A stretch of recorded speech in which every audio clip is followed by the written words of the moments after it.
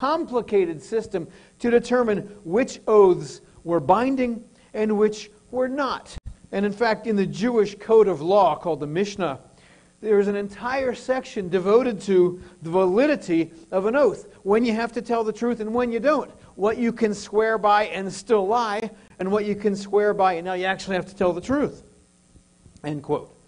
The Pharisees were saying, okay, if you promise in the name of heaven, go ahead and lie. Nobody will notice. If you promise by the altar at the temple, go ahead and lie. Nobody cares. But if you promise by the gold of the temple, well, now you actually have to tell the truth. They had made a mockery of taking vows. Now back to today's passage. This is why Jesus says, don't make any vows at all. Do not say by heaven, and do not say by earth, and do not say by Jerusalem. Don't get caught up in the ridiculous game the Pharisees are playing. These are the times I can lie, these are the times I cannot lie. Don't do that. Do you understand? Jesus is not opposed to people taking an oath. He's not opposed to people taking vows. He's opposed to people lying, which would have been up on the screen. The purpose of an oath. Do you understand the purpose of an oath? Okay. The purpose of an oath is not to make you tell the truth. You're supposed to tell the truth all the time.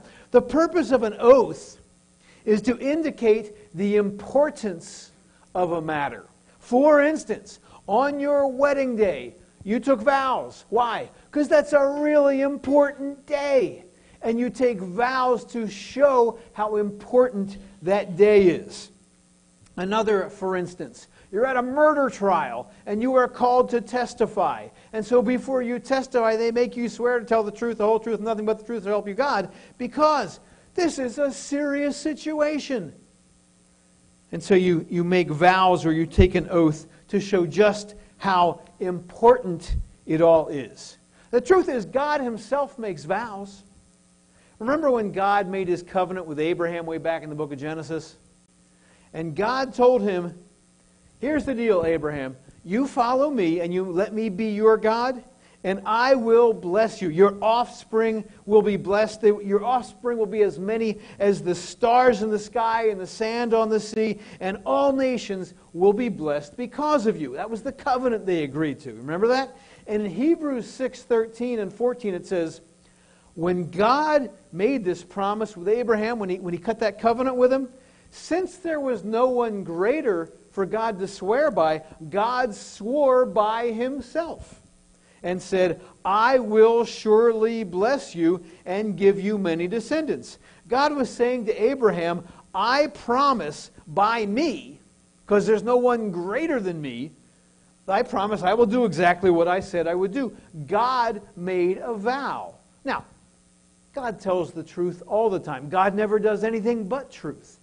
But he makes a vow there to say, this is really important, and so I'm kind of sealing it with an oath. Not to prove I'm telling the truth, but to show how serious this agreement is. Obviously, God is not against making a vow or taking an oath. What Jesus is speaking against in today's passage is this game playing where the Pharisees justify breaking an oath and lying to people. What God wants is really simple. Here's what God wants. Let your yes mean yes. Let your no mean no. It's that simple. Remember the days before computers and before smartphones, way back when we used to write letters to each other? Most of you remember that. According to Talkback Trash and Treasure, when we would write letters, we would commonly end them with, sincerely yours. Have you ever wondered why we do that? The practice has its origins in ancient Rome. Roman sculptors, this is where this comes from, Roman sculptors would take normally flawless marble, pieces of marble, and they would carve statues out of this marble. But sometimes the marble had flaws, and some of the sculptors with not as much integrity would cover up the flaws. They'd find cracks, and they would fill in the cracks with melted beeswax.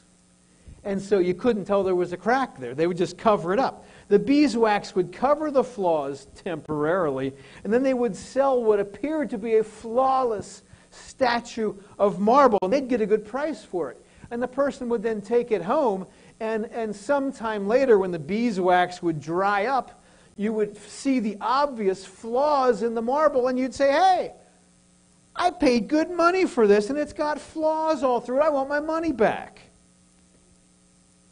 And so reputable sculptors, reputable ones, would guarantee their work as, in Latin, sine cera.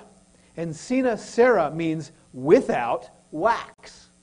Okay? I guarantee that my piece of marble that I have sculpted into whatever is without wax. I didn't do anything to make it look better than it is. I'm selling you a pure piece of marble, not one that I doctored up to make it look good. Okay? And that's where we get the word sincere, sine cera, without wax. And hence we sign our letters, sincerely yours. And that is, what I wrote to you is without lies. What I wrote to you is sincere. I'm telling you the truth in this letter. And likewise, we are called to be people of integrity, people whose words are true. Our words and our actions should always be sine cera, without wax. No intent to deceive or mislead. This is about so much more than whether you take an oath. This is about personal integrity. As I was preparing this sermon all week, I read quite a number of stories about integrity and what happens when you do or don't use integrity in your life. I read about a tennis player named Andy Roddick. He was in the middle of a tennis match, and he got to match point. It's his match point. He's about to win the match. One more point, and he wins. And the other guy serves his second serve, and the umpire calls it out. Roddick wins the match, and that's the end. But Andy Roddick saw where the serve landed, and it kicked up a little bit of chalk. And he knew the serve was actually in, and it should have been the other guy's point. And, well, the other guy didn't know that. The crowd didn't know that. Everybody thinks it's over. The opponent walks up to the net to shake his hand and say, congratulations, you won. Andy Roddick says, nah, that was in. Give him the point. Well, the guy gets that point, and the next point, and the next point, and wins the game, and then wins the match. And they figure Andy Roddick lost tens of thousands of dollars by calling himself wrong on that one call and saying no, that shot was actually in, even though it was called out. Sometimes having personal integrity costs you something. I also read a story about Joe Gibbs' racing team and their crew chief, and he was tempted to put an illegal part on his race car, because he knew most of the other drivers in this race were doing the same thing, using this illegal part that's going to help them be faster. And as he is attaching this part to the car prior to the race, he just got a twinge of conscience, and he decided not to do it. Even though everybody else was doing it, he wasn't going to cheat. And his driver won the race anyway. And it was his lesson of, have a little integrity, it's worth it. Yesterday was the Kentucky Derby, and I was reading about a guy who was a horse trainer, and he was just getting into the business, so he didn't have a lot of horses he was training. He was kind of short on money in the early days, and so he interned under a very famous trainer.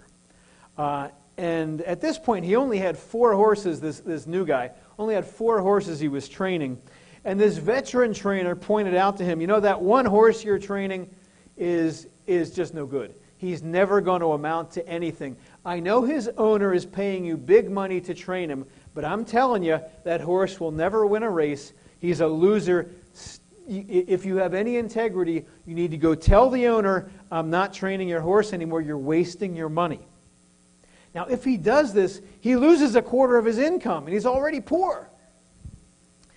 He gives it a lot of thought, and he finally says, all right, I'm going to do it. I'm going to go tell the owner that the horse is no good. Well, he says that to the owner, and the owner calls him a long string of names and says, I will never give you another horse to train as long as I live. So great. Now I've been honest, and I've just lost business. And the word's going to get out that I'm a bum. Well, a couple of weeks later, he gets a call from another owner, a very prominent owner. And the owner says, I was just talking to this guy, this other owner who you told to take a hike. He says, and I understand you told him the truth. You were honest and said, your horse is no good. I'm wasting your money. I don't want to do that anymore. He says, you got to be the only honest trainer in the business. From now on, you can have all my business. And I'm telling all my other trainer friends to give you their business because you're the only honest trainer out there. And suddenly the guy has more business than he knows what to do with because he was honest. He had integrity. A couple of years ago, we were up in Maine vacationing, and we were going for a walk. I think Colin was there, but not Derek. We're going for a walk down the street. We're renting this cottage right on the ocean, and we're just walking down the street, and we saw this house that was under construction. It was a bizarre structure, clearly under construction, but clearly under long-term construction. It was not a very active work site. I forget why we could tell, but it was obvious this was like a 2 or 3 year project, not a 6-week project. It was probably just the guy who owned the place just getting to it when he could. And it was such a fascinating house. It was like, I think we counted 13 stories or something ridiculous, but it went like a pyramid. It was very thin and just straight up. And we wanted to get closer, so we walked onto the property. Nobody was around. We walked onto the property to get a closer look.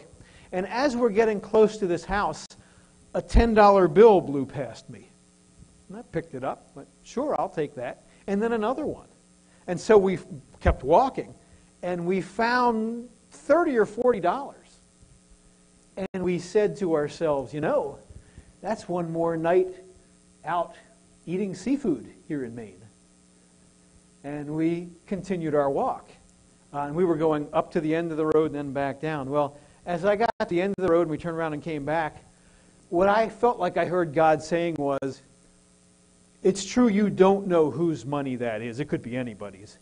And it's true you don't know where you would return it because you don't know where it came from. But here's one thing you do know. It's not your money. And I said, yeah, it's true. And when we got to that house under construction, I said, we got to return the money. I'm not sure where, but we got to return the money. So we walked back onto the property, and Colin was like, oh, that's a lobster. Don't return that money. That was a good dinner. We went back up to the construction site, and I think we just wedged the money in between a couple of boards in a really prominent place so it wouldn't blow away anymore, and hopefully the guy doing